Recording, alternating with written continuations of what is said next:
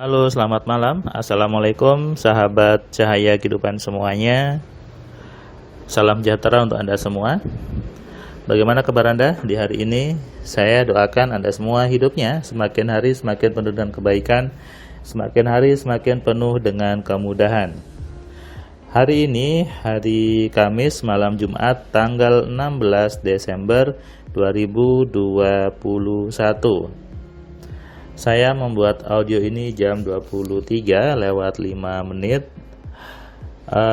Masih cukup ramai karena saya lagi di Bangkalan, karena di pinggir jalan rumahnya masih cukup ramai yang di jalan lewat tuh ya. Ya kalau jam segini mungkin karena di rumah saya yang di Bangkalan tuh di pinggir jalan, nol jalan aspal, jalan provinsi ya, sehingga masih cukup ramai. Itu kenapa saya biasanya membuatnya audio ini kadang di belakang, halaman belakang, ramenya rame jangkrik sama suara kodok gitu. Suasana yang ada di sekitar kita, suasana yang ramai, suasana yang sepi, itu sebetulnya tidak berpengaruh kepada diri kita. Kadang nih ada orang yang dia ada di situasi ramai tapi merasa sepi. Pernah dong ada yang mengatakan, aku sepi di keramaian gitu ya. Jadi meskipun ada di ramai orang merasa sepi. Kemudian ada yang bilang sepi tapi dia merasa capek, merasa stres, padahal sepi suasananya.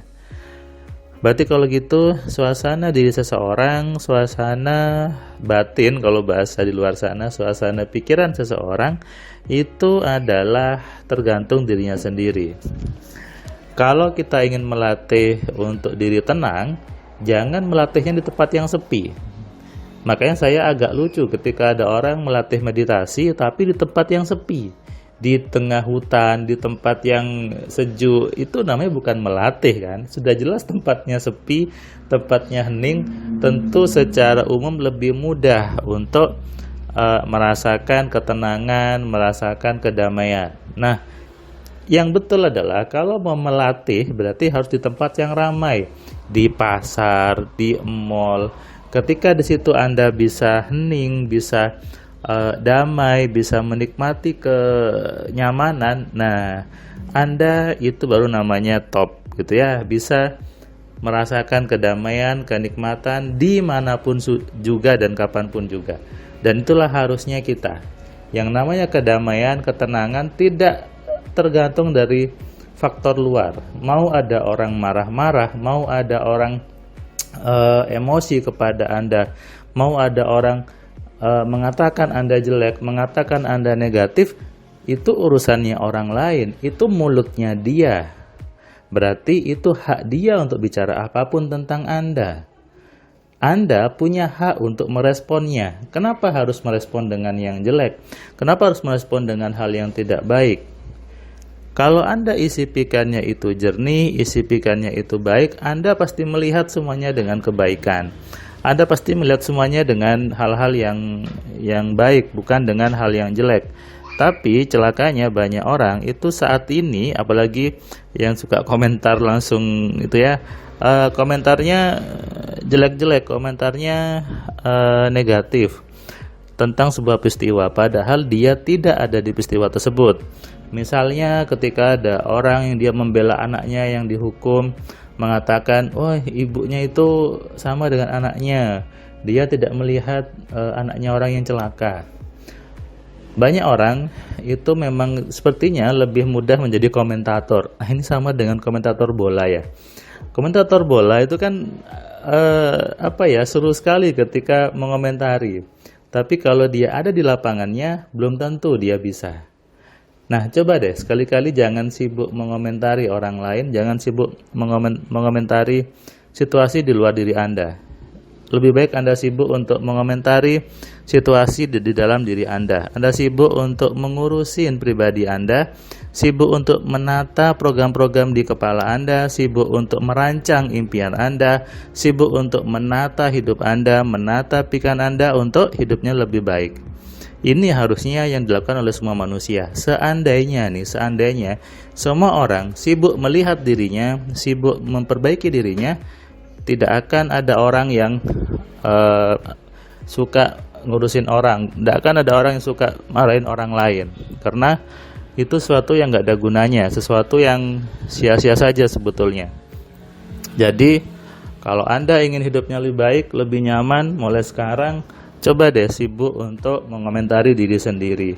Ini yang tadi saya dapatkan di kelas AMC online seorang bapak yang dia sebelum dia mengenal cahaya kehidupan, sebelum dia membaca buku 10 keajaiban pikiran, dia sibuk ngurusin orang. Dia sibuk untuk mengomentari urusan orang lain. Tapi setelah dia rajin nonton cahaya kehidupan, rajin mendengarkan catatan harian, dia mulai merubah sikapnya, mulai merubah perilakunya untuk sibuk mengomentari dirinya sendiri. Dan ternyata dia malah mendapatkan peluang bisnis dari temannya.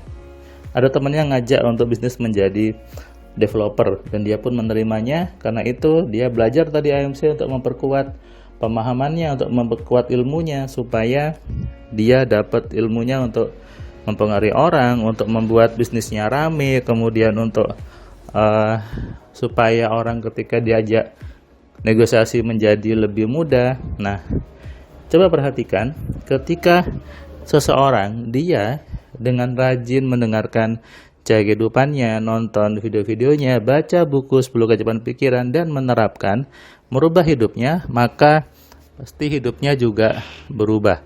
Hidupnya juga jauh lebih baik daripada sebelumnya. Daripada menjadi komentator, apalagi komentator bola gitu ya, lebih baik sibuk untuk memperbaiki diri sendiri, sibuk untuk menata diri Anda, menata file-file yang ada di pikiran Anda. Kalau Anda sudah baca buku 10 keajaiban pikiran, Anda tahu bahwa pikiran kita itulah sumber dari semua kejadian di hidup kita.